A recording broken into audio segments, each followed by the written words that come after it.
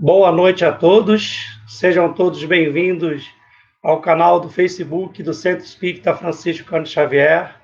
Hoje, sábado, dia 12 de setembro, dando continuidade ao nosso ciclo de palestras. Esse mês é um mês especial para nós, pois nós iremos completar no dia 16, na próxima quarta-feira, 18 anos da fundação do Centro Espírita Francisco Cândido Xavier.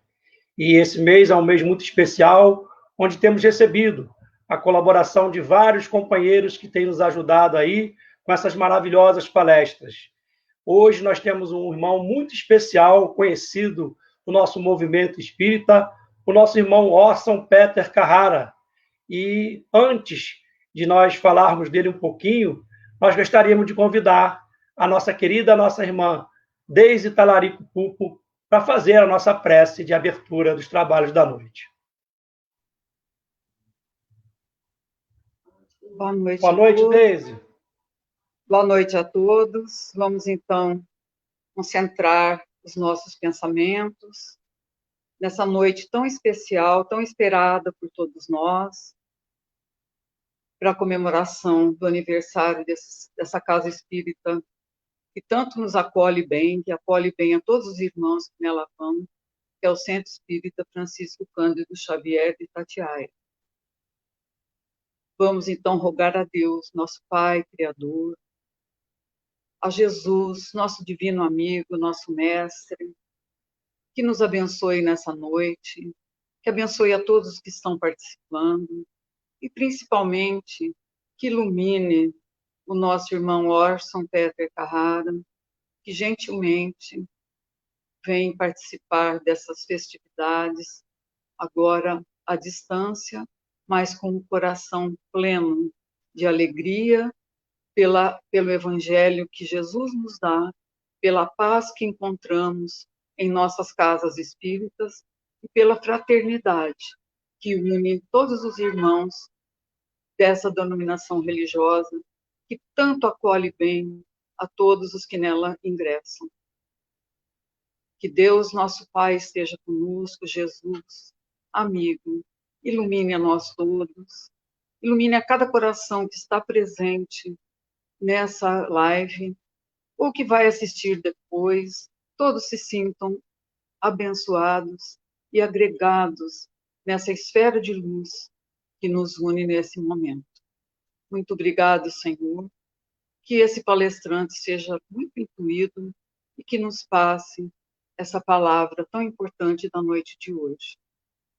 Muita paz a todos e que Jesus esteja conosco, hoje e sempre. Que assim seja, graças a Deus. Deise, muito obrigado, minha querida. Meus amigos, é com uma alegria muito grande que a gente está aqui hoje, podendo trazer para vocês esse nosso queridíssimo irmão, que trará, com certeza, mais uma vez, belos ensinamentos para o nosso coração. O nosso irmão Orson Peter Carrara é natural da cidade de Mineiros do Tietê, em São Paulo, mas hoje residente na cidade de Matão, cidade de Caibar Schutel. Ele que atualmente preside o Instituto Caibar Schutel. Esse nosso irmão, já atualmente aposentado, e com certeza deve estar trabalhando muito mais por estar aposentado, é um articulista, escritor de jornais, revistas, sites. Esse nosso irmão é conhecido no Brasil inteiro com suas palestras, mas ele também é conhecido fora do Brasil, inclusive já até falando em 3 países africanos, levando a mensagem consoladora da doutrina espírita. É casado com Dona Neuza, pai de 3 filhos e avô da Amanda, se eu não me engano, acho que a netinha dele se chama Amanda, depois ele vai confirmar para a gente se é isso mesmo. E esse nosso irmão é também escritor de algumas obras, se eu não me engano, o Orson já tem 16 livros. Se eu estiver errado, depois ele vai me corrigir aqui. Isso foi uma síntese de todo o trabalho do Orson, que é grandioso, que não daria para a gente ficar aqui falando se a gente fosse ficar falando do Orson. Mas a gente, em nome de todos os integrantes do Centro Espírita Francisco Cândido Xavier, agradece de coração a ele estar aqui conosco, pedindo a vocês que estão desse lado que possam abraçá-lo com vibrações de amor e fraternidade. E que ele seja bem-vindo. E passamos agora a palavra para o nosso convidado da noite, o nosso querido Orson. Boa noite, Orson. Boa noite, Luiz Cláudio. Boa noite, Tatiaia e todos os demais amigos conectados aqui no canal do Centro Espírita Francisco Cândido Xavier. Nossa saudação também à nossa Deise. Mantivemos estreito contato por internet durante muito tempo e realmente estamos concretizando hoje um velho ideal, um velho sonho de estarmos em Itatiaia. A pandemia nos impediu de estar aí pessoalmente, presencialmente, mas as maravilhas da tecnologia nos permitiu realmente estar aí, ainda que virtualmente, o que nos enche o coração de alegria e de gratidão. Agradeço imensamente a acolhida, quero abraçar o Luiz Cláudio, a esposa, abraçar a Deise e o filho, abraçar o nosso Roberto César, que está conectado aí também, e aos demais amigos, porque isso nos traz realmente muita alegria, muita felicidade e, claro, muita gratidão pela oportunidade tão valiosa. Luiz Cláudio, agradeço a sua apresentação carinhosa, o seu carinho nas palavras. A única alteração aí nos dados que você apresentou é que agora tem o Leozinho também, viu? A Amanda está com 7 anos e temos o Leonardo com 4 anos, são 2 netos. Então é uma alegria muito grande a gente falar da nossa vida familiar, né? A vida familiar é que estrutura todas as nossas demais atividades. Eu estou falando de Matão, e você disse bem, é a cidade onde laborou Caibar Schutel. E nós estamos num mês muito especial para os matonenses espíritas e para o Brasil espírita na sua historicidade. Porque foi em setembro que nasceu Caibar Schutel, dia 22 de setembro. Nós estamos hoje no dia 12 de setembro. Portanto, daqui a 10 dias, vamos relembrar o nascimento de Caibar Schutel. São 152 anos de nascimento, né? E esse mês acontece aqui um grande evento que já vem se estendendo por 10 anos em comemoração ao legado deixado por Caibar Schutel. Mas no final da nossa palestra nós voltaremos ao assunto para abordar rapidamente sobre esse evento, até para que vocês tomem conhecimento integral. Muitas pessoas já sabem do evento, porque a divulgação está sendo feita de forma maciça, mas mesmo assim nós falaremos rapidamente ao final da palestra deste evento que valoriza o legado incomparável daquele que foi chamado o bandeirante do Espiritismo. Muito bem, a nossa saudação a todos os amigos conectados, a todos os internautas, é uma alegria estar aqui. E o tema escolhido dentre aqueles que nós fornecemos para este mês de atividades aí do nosso querido Francisco Cândido Xavier de Itatiaia foi o tema Um Sacerdote Espírita, com reflexões sobre o valioso livro Memórias do Padre Germano. Esta obra, Memórias do Padre Germano, ela é uma obra editada em língua portuguesa no final da década de 10. É um livro muito antigo. O seu prefácio é de 1900. Foi publicado originalmente na Espanha, no idioma espanhol original, né? E ele é resultado, depois foi traduzido pela Federação Espírita Brasileira e publicado no Brasil. Mas o Brasil tem hoje 4 editoras que publicam esta obra, que está presente aqui na cultura brasileira, na cultura espírita doutrinária, desde a década de 20, portanto, desde o início da década, final da década de 10, início da década de 20, esse livro está disponível no Brasil. E o mais interessante, Luiz Cláudio, Deise, meu caro Roberto, é que esta obra, ela nunca esteve esgotada. Tamanha a sua importância. Talvez seja uma das obras mais importantes ditada à humanidade. E o mais engraçado, o mais interessante é que ela não é uma obra psicográfica. Ela foi ditada originalmente psicofonicamente, quando ainda usava-se o termo médium falante. E ela é resultado das memórias, como diz o próprio nome, Memórias do Padre Germano. Ela é resultado das memórias trazidas por um espírito bastante esclarecido, muito lúcido, que se chamava Germano, e que após a sua desencarnação, através do médium Eudaldo Pagé, ditou as suas memórias psicofonicamente.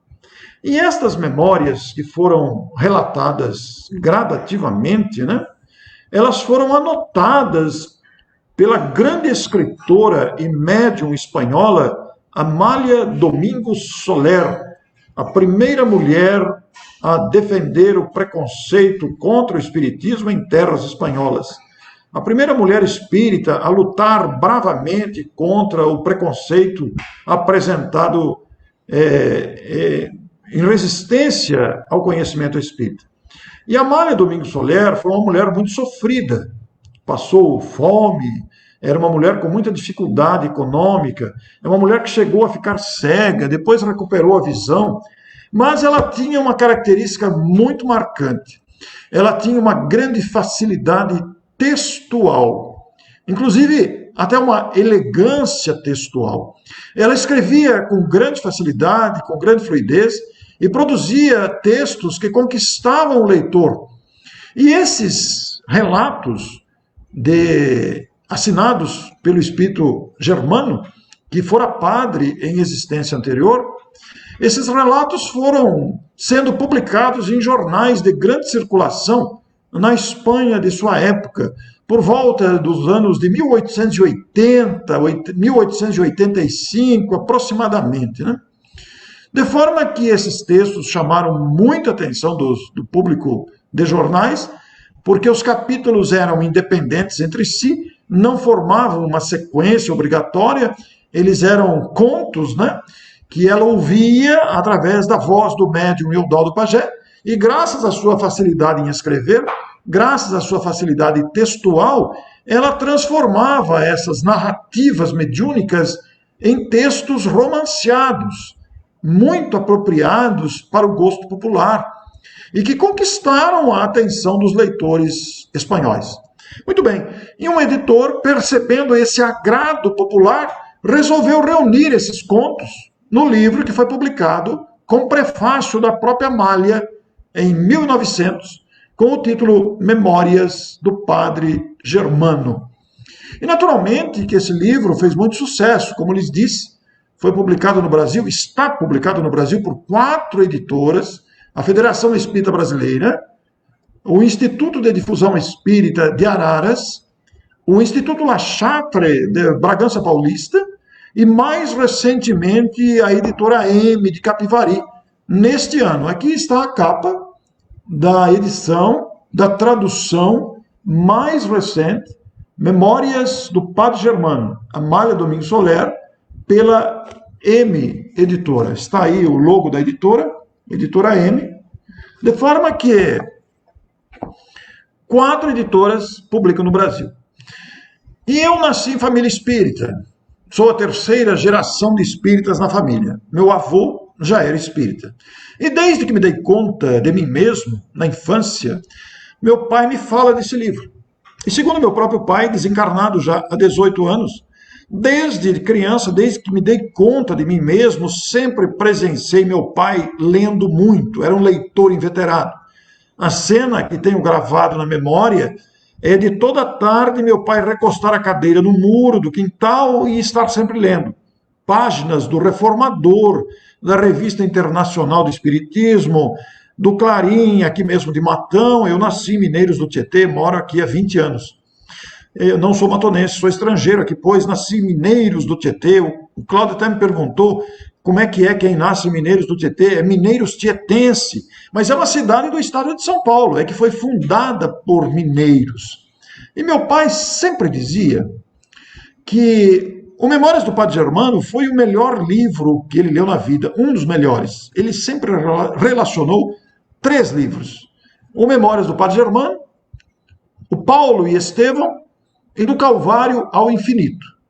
Do Calvário ao Infinito foi narrado pelo grande Vitor Hugo, a médium Zilda Gama, um livro espetacular que já li algumas vezes.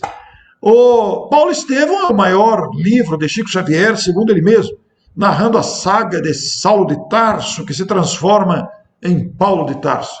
Mas O Memórias do Padre Germano, portanto, entre os 3 citados por meu pai como os 3 melhores livros que ele leu na vida, motivaram-me intensamente a igualmente ler o livro, claro.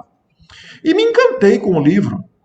Na minha adolescência, na minha primeira juventude, no início da juventude, eu tive a oportunidade de ler com mais critério, com mais seleção intelectual, essas 3 obras que depois releria outras vezes. E esse livro ficou guardado na minha memória, né? Mas é interessante porque passados mais de 30 anos, a minha esposa fazendo parte de uma equipe que selecionava os livros para o Clube do Livro aqui de Matão, chegou um exemplar da edição da editora La Chatre, do Memórias do Padre Germano. E fui ler o livro outra vez. Eu me lembrava do livro, tinha lido na adolescência, no início da juventude, e fui ler o livro outra vez. E me encantei novamente com o livro, né? Porque os casos, os relatos, os contos são muito lindos, são extremamente cativadores. E ao reler o livro, nós nos entusiasmamos tanto que, por coincidência, havia chegado na cidade um amigo, uma pessoa que se tornou muito nossa amiga, muito pesquisador, um leitor inveterado também, Francisco Coelho, que agora nem está mais em Matão, está morando no interior mineiro. E eu e ele começamos a fazer palestra do livro Memórias do Padre Germano, conquistando plateias, porque os casos, os contos são muito bonitos e são independentes entre si, como disse a vocês, né? De forma que, depois dessa experiência de fazer inúmeras, fizemos centenas de palestras do livro Memórias do Padre Germano. E aí acabei fazendo meu próprio livro, Um Sacerdote Espírita, Reflexões do Padre Germano. O que fizemos desse livro? Respeitamos os mesmos títulos dos capítulos, a mesma ordem dos capítulos, e retiramos a essência de cada história para apresentar e motivar o leitor a conhecer esses relatos impressionantes, esses relatos comovedores de um espírito de escola, de um espírito de grande conhecimento e especialmente de grande bondade. E nós queremos nesta noite fazer um breve resumo, claro, porque numa palestra é impossível você falar do livro em toda a sua grandeza, em toda a sua inteireza, em toda a sua beleza e amplitude, porque realmente o livro é um espetáculo. E esse livro relata o quê? Essencialmente, ele tem 3 aspectos. Germano foi um sacerdote destacado na sua atuação como sacerdote. Então ele vai relatar as suas experiências como um sacerdote, que atendia aos pobres, que ouvia as confissões e que atendia à necessidade do povo que o procurava. Porque ele ficou famoso. Porque, além de ser um sacerdote muito lúcido, que exercia um verdadeiro sacerdócio, né, da sua função, ele era um médium. Ele era médium vidente, audiente, um médium que falava abertamente dos princípios da doutrina espírita que seriam apresentados posteriormente por Allan Kardec na codificação, porque esse padre viveu por volta de 1700, um século antes do nascimento do menino Hippolyte Léon Denis Arrivai. Um século antes. E falava abertamente de reencarnação. Falava abertamente de mediunidade. Falava abertamente da existência de um Deus único, poderoso, soberanamente justo e bom. Falava abertamente de mediunidade, de influência de espíritos, de moradas em outros planetas. Aquilo que Jesus falava, ele também falava. E falava de coisas que a doutrina espírita ainda viria a dizer. Porque ele viveu antes de Kardec. Isso lhe causou muitas perseguições, né? Era uma época de preconceito, uma época vizinha da Inquisição. Então, imaginem vocês os enfrentamentos que este homem encontrou. E principalmente a perseguição da própria Igreja Católica. Esse menino nasceu... quando ele nasceu, a mãe o abandonou. Foi criado pelo pai. Aos 5 anos, o pai o expulsou de casa, alegando que ele já era um menino crescido, com 5 anos, que deveria se virar, e pôs ele para fora de casa, com 5 anos de idade. De forma que, aos 5 anos, ele não tinha nem mãe que renegara o seu próprio filho, E depois, aos 5 anos, ficou sem o pai também. E ele foi adotado por um convento que o alfabetizou. Esse convento, que era habitado por muitas autoridades eclesiásticas, padres, bispos, etc., tratou da sua alfabetização, da sua educação, e ele pôde desfrutar, conforme foi se desenvolvendo fisicamente, se tornando adolescente, e agora sabendo ler e escrever, ele se mostrou um menino e um adolescente muito interessado em aproveitar o rico acervo da enorme biblioteca que o convento continha. De forma que ele, entre aspas, devorava as obras disponíveis no convento. E tornando-se um menino, um jovem, muito ativo, mostrando uma inteligência muito precoce, o que levou à admiração das autoridades eclesiásticas residentes e lideranças daquele convento. De forma que essas autoridades eclesiásticas pleiteavam, inclusive, levá-lo a ser papa. Só que não esperavam que encontrariam resistência naquele jovem de personalidade forte. Porque ele era um jovem que não se submetia à disciplina imposta. E, além de tudo, ele era um jovem profundamente questionador. Ele questionava os princípios da própria Igreja Católica de sua época, causando espanto e admiração dos padres e bispos que ali o conheciam como um menino muito inteligente. E, além de questionar os princípios da Igreja, ele apresentava argumentos que contrariavam aquilo que a Igreja procurava pregar, porque ele falava abertamente de reencarnação, ele falava de mediunidade, falava de obsessão, falava de vidas passadas, de vidas futuras, de mundos habitados, aquilo que o Espiritismo viria ainda a ensinar. De forma que isso impressionou muito os padres, os bispos de sua época. Mas, mesmo assim, questionando tudo, ele cresceu, se tornou adulto e realmente foi ordenado padre. Aos 18 anos, ele foi ordenado padre. No dia da sua ordenação, a igreja estava lotada, até porque a sua fama já era grande. A sua inteligência precoce, a sua perspicácia mental e intelectual correram fronteiras, ultrapassaram os muros do convento. E ele ficou famoso, então encheu a igreja no dia da sua ordenação, com um grande público local e de outras cidades e de outras autoridades, de outros bispos, de outros padres, que vieram conhecer o famoso menino que despontava pela inteligência, que despontava pela lucidez, embora era visto assim com certa reserva, porque ele contrariava os princípios da igreja, ele não aceitava confissão, não aceitava padre não poder casar, não aceitava a ideia de céu e inferno, não aceitava a ideia do diabo. Então vocês imaginem o alvoroço que isso causava entre as autoridades de sua época. Mas mesmo assim ele foi ordenado padre. E os seus superiores, bem prevenidos de que ele poderia, de público, causar embaraços àquelas pessoas, combinaram com um adolescente, um coroinha, que ficasse atrás da tribuna, para que quando ele fosse falar, e combinaram um sistema de sinais, né?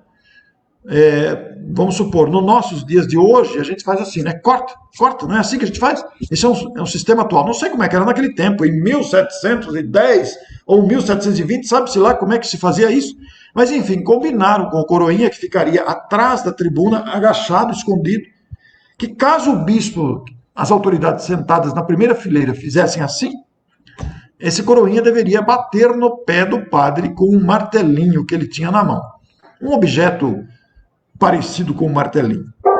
E quando o padre foi chamado para fazer a sua primeira homilia e apresentar-se ao público no dia da sua ordenação, todos estavam apreensivos. E o bispo orientou o coroinha. Ele não deve falar mais do que 15 minutos. Quando der 15 minutos, você bate no pé dele com o instrumento que você tem nas mãos. E o coroinha ficou bem advertido disso. Muito bem.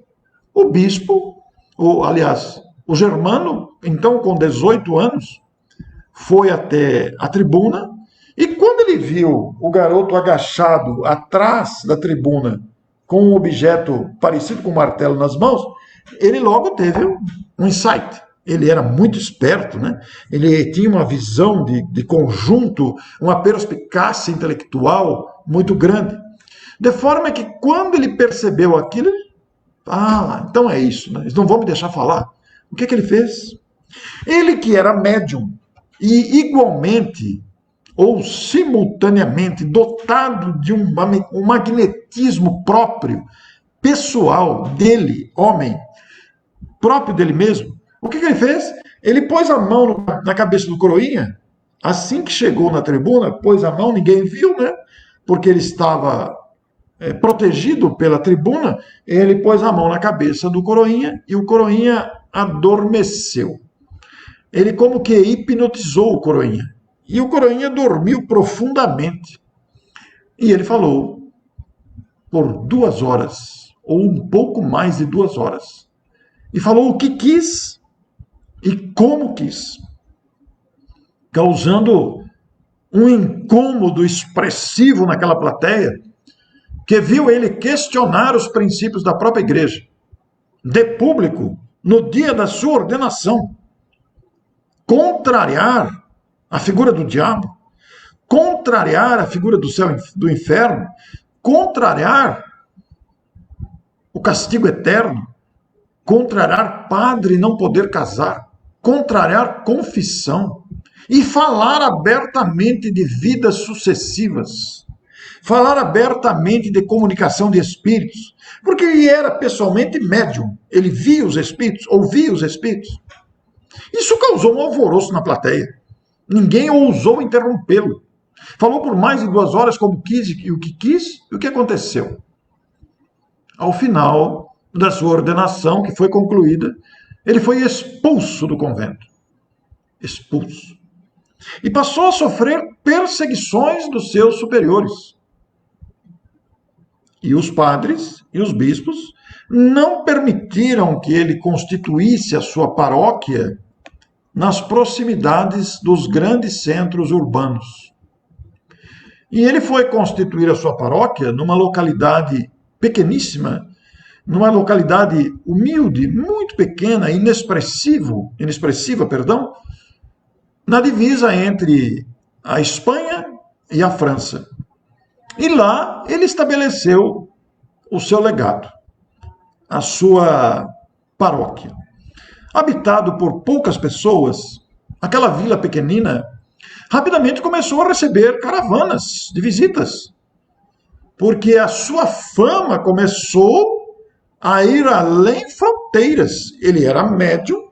Quando alguém o procurava para confessar-se, quando alguém o procurava para pedir orientação, ele tinha percepção da estrutura psíquica da pessoa. Ele tinha percepção do passado da pessoa. Ele tinha percepção daquilo que a pessoa escondia dos outros. Ele conseguia ler os pensamentos. Ele conseguia perceber aquilo que a pessoa sentia verdadeiramente. Ele desmascarava a hipocrisia e valorizava a sinceridade. E ficou famoso. E as pessoas iam lá para perguntar de tudo.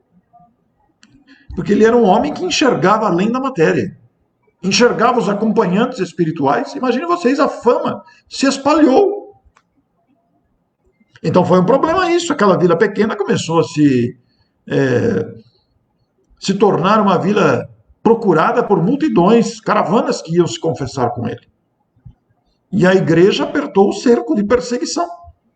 E ele chegou a enfrentar os seus superiores, que queriam tirá-lo de lá.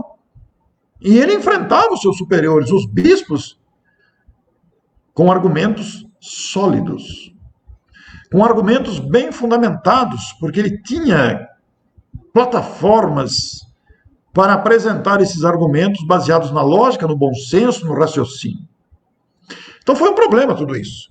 Então esse livro vai fazer esses relatos do sacerdote, as perseguições que sofria da igreja. Este é um item do livro. O segundo item é que vai apresentar o homem germano, que amou uma mulher sem nunca tocar nela, e não abandonou o sacerdócio por força desse amor. Porque num dos primeiros capítulos do livro nós temos o conto As Três Confissões. E esse capítulo eu vou contar essa história do livro para vocês sentirem a extensão desse relato. Quando ele fez no dia da sua ordenação, como relatei a vocês, ele estava com 18 anos. E ele notou que na plateia da igreja, naquele dia da ordenação, havia uma menina no colo da mãe de aproximadamente 3 anos, fixa nele, e que estendia os bracinhos assim na direção dele, como querendo ir no colo dele. E ele reconheceu na garota de 3 anos, estavam com 15 anos de diferença, portanto, ele era mais velho do que ela, 15 anos, ele reconheceu na garotinha de 3 anos a sua amada de outra encarnação. A sua amada de experiências anteriores. Mas deixou passar. Ele tinha recordações do passado, enxergava o passado das pessoas. Mas ele agora era um sacerdote. Não se preocupou com o assunto. O tempo passou.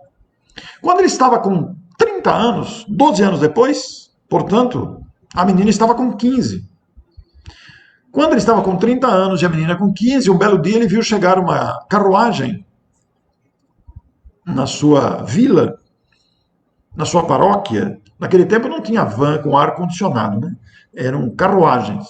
Ele viu chegar uma carruagem onde desceram algumas meninas, quase uma dezena de meninas adolescentes, na faixa aí dos seus 13 a 17 anos.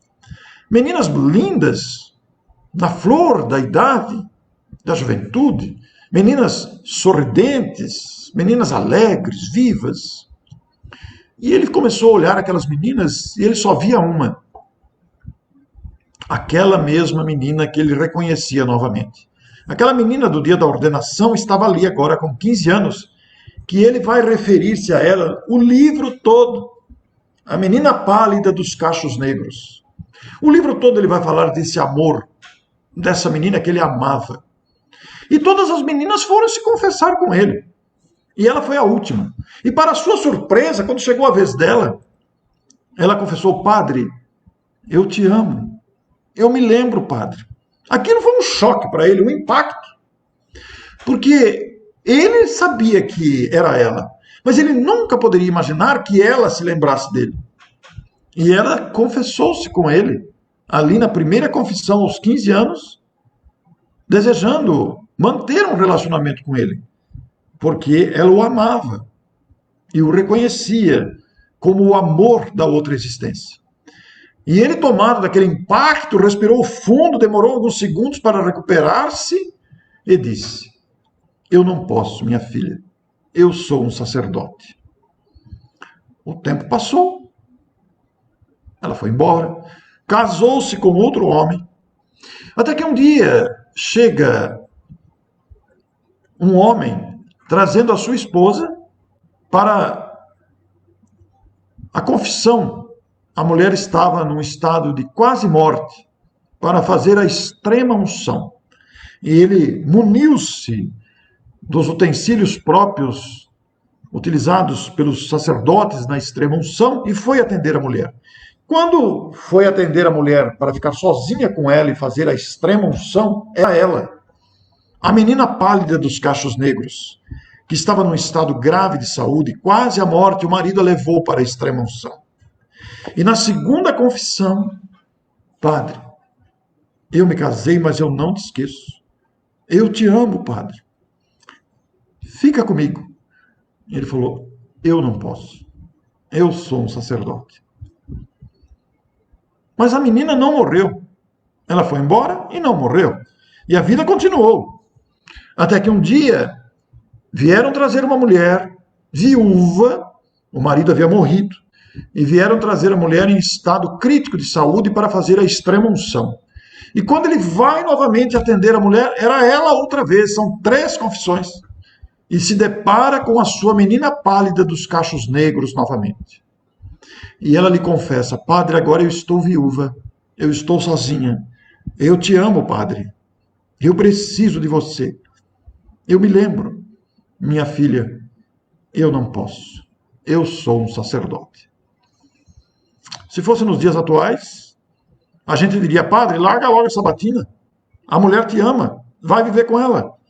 Mas ele, em respeito ao dever sacerdotal, não renunciou ao sacerdócio para o amor conjugal, embora ele não concordasse de padre não poder casar-se. Mas ela morreu. Ela morreu sozinha, o marido já havia morrido, e ela foi sepultada no quintal da própria paróquia. E toda tarde ele se sentava à beira do túmulo. Ele tinha um cachorro chamado Sultão, que não entrava no cemitério, ficava no portão e acompanhava aquela saga diária. Ele se sentava ao lado do túmulo e ele vai dizer o livro inteiro que ele conversava e amava uma morta. E ela aparecia para ele era vidente, e ela o acompanhava em espírito. E eles conversavam. Mas ele lamentava muito não ter podido casar-se, ter filhos, e dizia que ia amar uma morta. É muito interessante o relato dessa história, porque vai mostrar um amor verdadeiro. E esta amada de sua vida transformou-se na sua acompanhante espiritual muito lúcida, muito bondosa, que ajudou bastante. Então é muito interessante a gente ver essas histórias contadas pelo Espírito Germano, porque se nós pensarmos na palavra dever, nós vamos encontrar várias definições, desdobramentos na psicologia comum da ciência psicológica. Vamos encontrar uma contribuição vasta de Allan Kardec, de André Luiz, de Emmanuel. Os espíritos abordam muito essa questão, inclusive Allan Kardec colocou em O Evangelho segundo o Espiritismo uma mensagem específica assinada por Lázaro que fala sobre o dever. Mas talvez seja o Padre Germano quem escreveu de maneira mais prática e mais direta sobre o dever. O livro fala, o livro todo praticamente, sobre o dever de ser útil, o dever de ajudar o próximo, o dever de amar, de respeitar-se. O livro é repleto de casos em que o dever prevalece sobre outros interesses. Todas as histórias, eu contei uma história para vocês, são assim comoventes, são histórias que você às vezes precisa parar para chorar. Não de sofrimento, mas de emoção de ver a seriedade e a perfeita conexão com a noção do dever. As histórias são muito bonitas. As histórias trazem reflexões de profundidade de um espírito muito sábio, de um espírito de grande bondade, que procurava criminosos, foragidos da polícia, para recuperá-los moralmente, que embrenhava-se em iniciativas colocando em risco a própria vida para salvar pessoas, para recuperá-las moralmente. Então foi um homem de destaque. E todos esses relatos estão no livro Memórias do Padre Germano. Mas eu contei dois aspectos, do sacerdote, do homem, e falta-me falar de um outro conteúdo do livro que se refere também ao sacerdócio. Além de todo o amor que ele dedicava aos pobres, aos pequeninos, às pessoas que o procuravam, ou que ele sabia estarem em necessidade, Germano relata também nos seus contos psicofônicos, pelo médium Eudaldo Pagé e anotados por Amália Domingues Soler, ele relata também as confissões que ouvia. E ele não concordava com as confissões, mas atendendo ao dever sacerdotal a que se impôs, a que se submeteu, ele atendia as confissões. E ele relata as confissões. No livro todo, os capítulos trazem essas confissões amargas, essas confissões sofridas, confissões bastardas, iguaizinhas ao nosso tempo.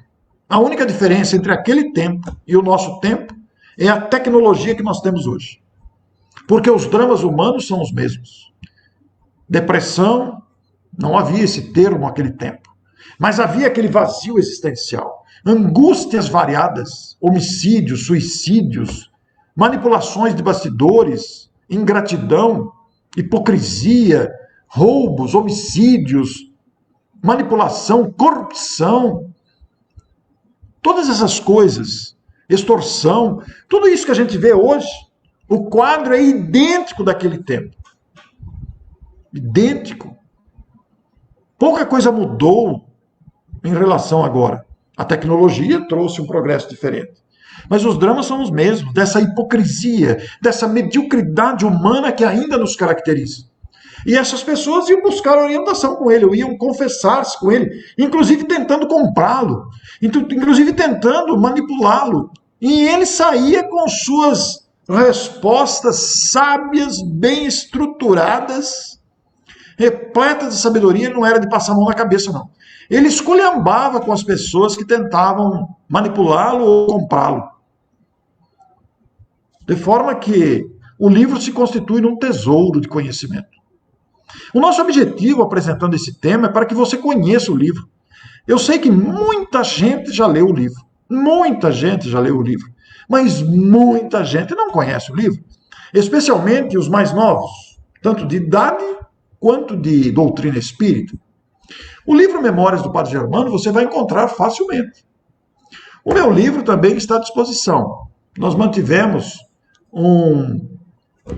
mantivemos fidelidade à obra original, mas o objetivo foi destacar a obra face à grandeza dos seus ensinamentos. Onde vamos encontrar mediunidade, vamos encontrar caridade em sua legítima expressão, e vamos encontrar autêntico amor ao próximo e exata noção do que é o dever.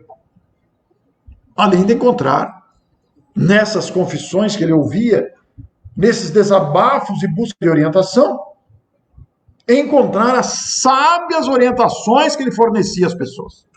Porque ele contava a confissão e contava a orientação que ele dava.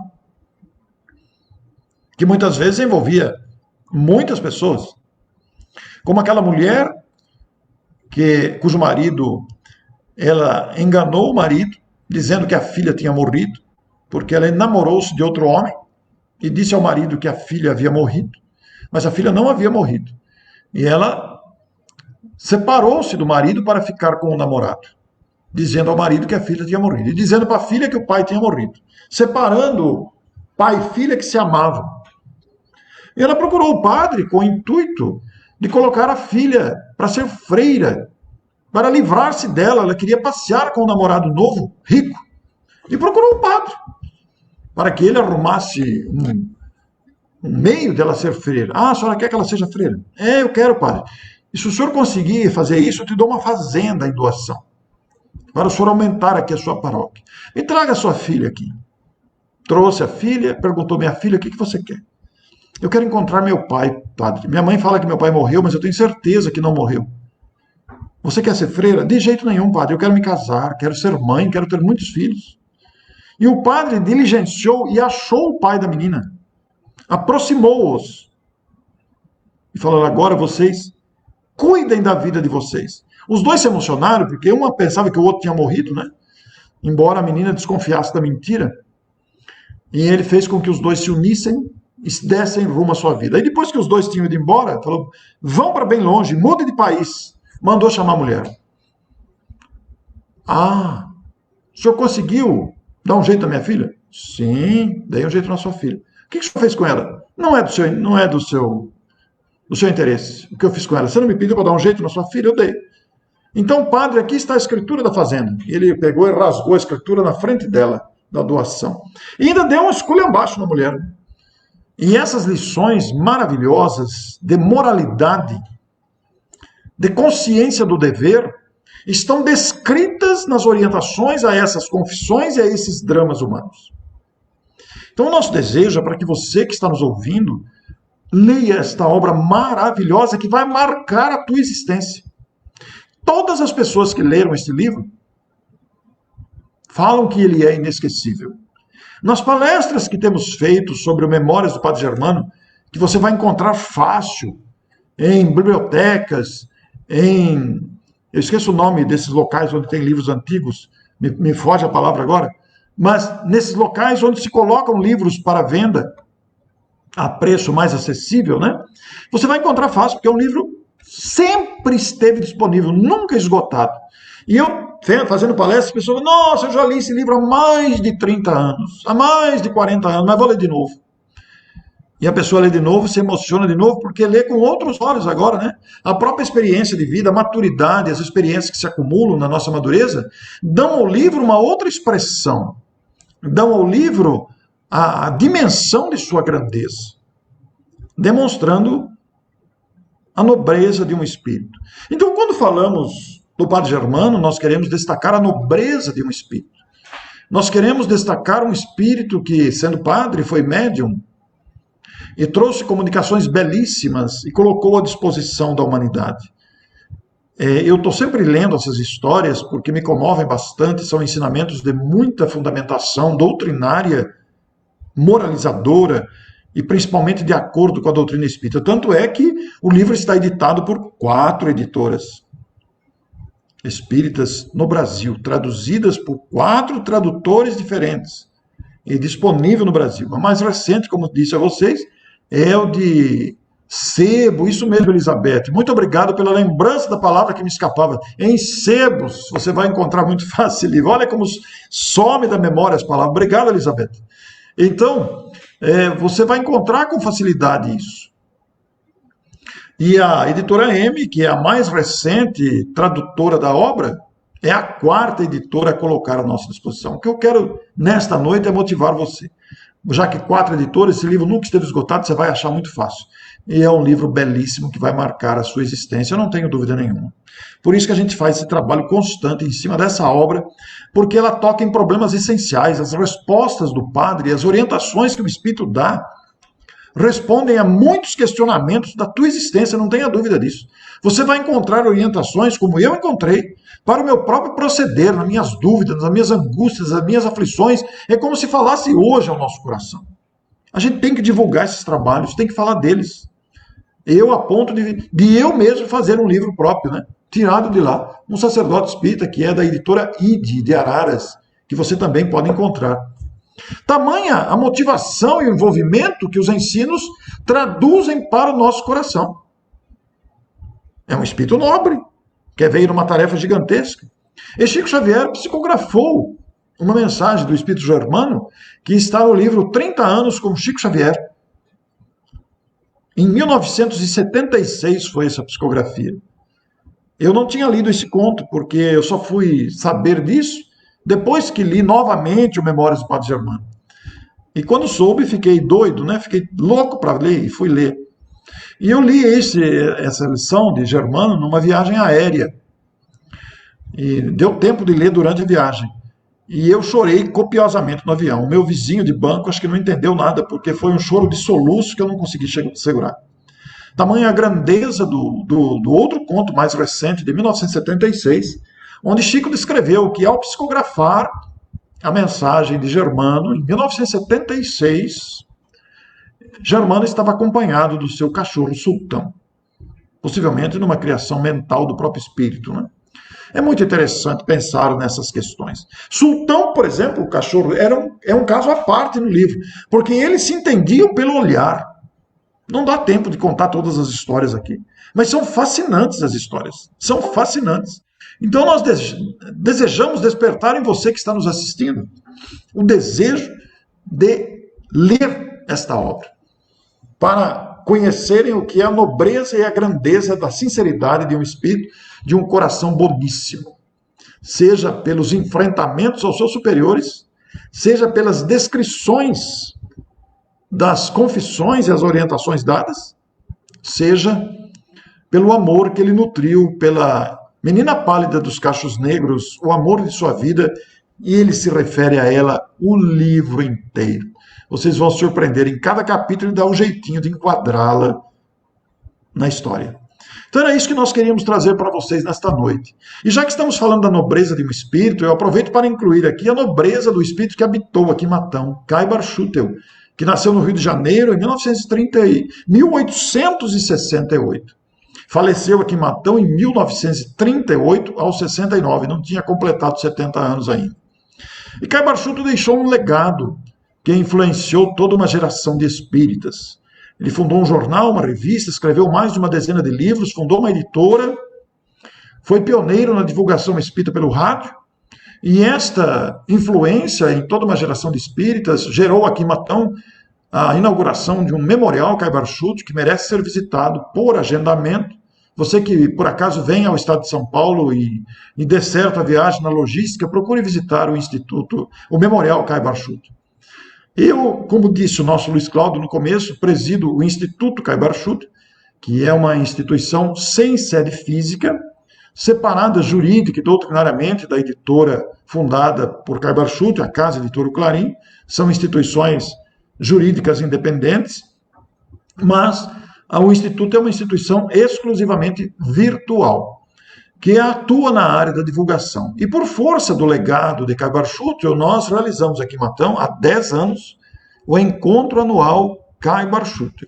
É um encontro de grande porte, ele aconteceu durante 9 anos presencialmente, e este ano a pandemia que nos impediu os eventos com aglomerações, como está acontecendo nesse instante, né? Era para ir a Itatiaia fisicamente, estamos virtualmente. O evento vai ser totalmente online. E também totalmente gratuito. E você pode participar, os links nós vamos disponibilizar durante essa semana. Eu quero sugerir a vocês que curtam a página do Face do Instituto Caibar Schulte, no Face, Instituto Caibar Schulte, onde nós vamos transmitir as informações e também o evento. Mas se você não tem Face, não tem problema. Você acompanhe a Rede Amigo Espírita TV, que é quem vai transmitir também todo o evento. Então, este evento, que também tem atividades para crianças, tem salas especiais para crianças, virtuais, mas para crianças. E para jovens, vai congregar um número grande de palestrantes que não farão palestras. É mais interessante ainda, né? Serão rodas de conversa. Em cada sala virtual haverá 2 palestrantes e um mediador. Serão quase 30 palestrantes. Então nós vamos pedir à nossa amiga que está na retaguarda aí para mudar a tela, trazer o vídeo aqui, que nós vamos exibir para vocês o vídeo da programação do encontro, para vocês terem dimensão da grandeza do encontro. Nós vamos acompanhar carinhosamente, peço a vocês que acompanhemos a exibição do programa. Prestem atenção na sequência das salas, dos temas e dos palestrantes envolvidos. Vamos lá.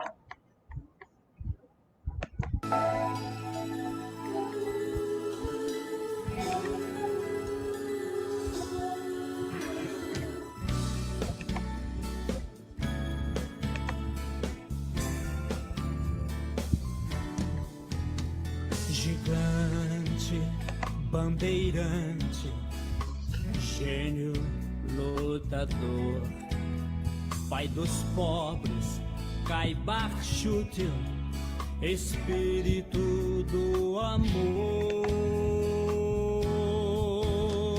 sempre fiel a Jesus, se fez missionário da luz, na doutrina da reencarnação, foi mestre da divulgação.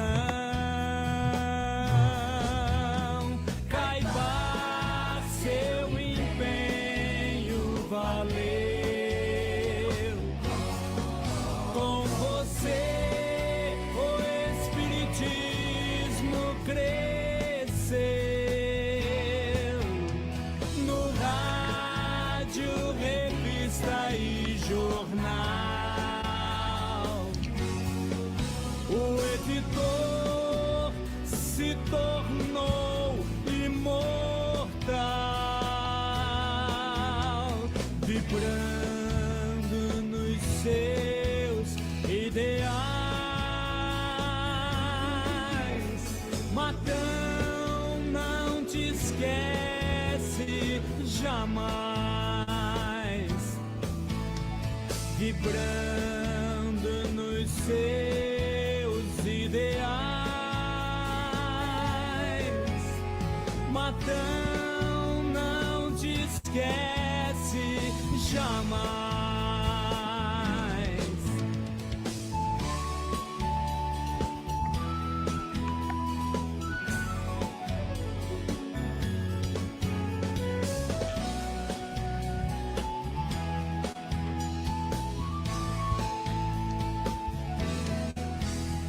Nova era, digitais, net e televisão, a doutrina traz Jesus na mídia e no coração. Sempre fiel a Jesus, se fez missionário da luz.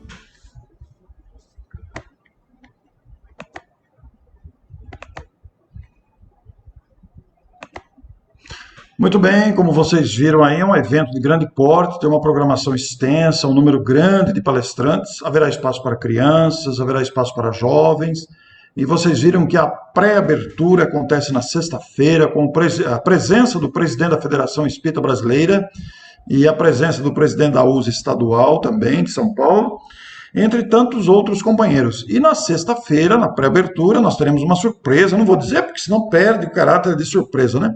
Na abertura de manhã, também, às 8h30, tem uma abertura solene, uma abertura gostosa. Eu quero, inclusive, motivá-los a não perderem a abertura, porque a abertura é sempre marcante, todos os anos para nós, e outras atividades que vão se desenvolver. Nós enviamos hoje para o Roberto pedia a ele que fizesse a divulgação, os links motivadores para os pais das crianças pequenas participarem com as crianças. Esses links têm as chamadas dos evangelizadores e os links das salas nós vamos remeter com algum tempo antes de antecedência para dar tempo de vocês duplicarem esse material para outras pessoas, os que desejarem acompanhar. Porque como vai haver salas simultâneas, a pessoa deverá escolher qual sala ela vai participar, né? Porque aquela que ela não ver, ela pode ver depois gravada, que também estará à disposição. Mas, em princípio, vocês poderão escolher. E nós vamos, através do Roberto, aí, que é o nosso maior contato aí na cidade, enviar os links para que ele possa distribuir a vocês. Então, vocês peçam ao Roberto o compartilhamento desses links. Obrigado, Roberto, por isso, viu? E obrigado pela presença, acompanhando a nossa palestra aqui.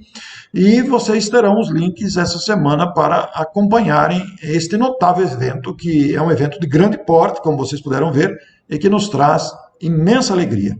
Eu agradeço imensamente a vocês todos que nos acompanharam, que aqui estão conosco, pela oportunidade de estar em Itatiaia pela primeira vez, ainda que virtualmente, espalhar a divulgação por essa região toda, desejando a vocês que prossigam trabalhando, prossigam amando, prossigam confiando, porque a vida conspira a nosso favor. Prossigamos, eu me incluo. Luiz Cláudio, encerrando a nossa tarefa, vamos fazer a nossa prece, então, de encerramento, agradecendo por este momento e desejando a todos uma noite de paz. Elevemos o nosso pensamento a Deus. Busquemos o Criador com a nossa alegria e a nossa gratidão por esses instantes, para que as vibrações suaves desse momento envolvam todas as pessoas de Itatiaia e de outras cidades conectadas aqui com a transmissão, para que em todas elas haja essa paz que todos desejamos manter à nossa volta, saindo de nós e distribuindo à nossa volta o socorro do amor e da serenidade, da harmonia e do bem. Agradeço imensamente a vocês todos. Muito obrigado, que Deus nos abençoe. Amanhã cedo, às 9h, por transmissão na página do Facebook do Centro Espírita Nosso Lar de Matão, nós teremos a presença de Américo Sucena, Visão Espírita de Deus. Eu vou participar com ele após a sua exposição, que será de 40 minutos, entrevistando-o sobre o tema da palestra. Américo, que eu gostaria muito que vocês conhecessem, aqueles que não o conhecem, é uma pessoa bastante dinâmica e, em certos momentos, bastante divertido também, e que traz um conteúdo de grande expressão. Então, amanhã às 9h, os que puderem, basta procurarem no Facebook do Centro Espírita Nosso Lar de Matão. Luiz Cláudio, muito obrigado pela assistência. Peço você que retorne à tela para nos despedirmos aí dos nossos amigos.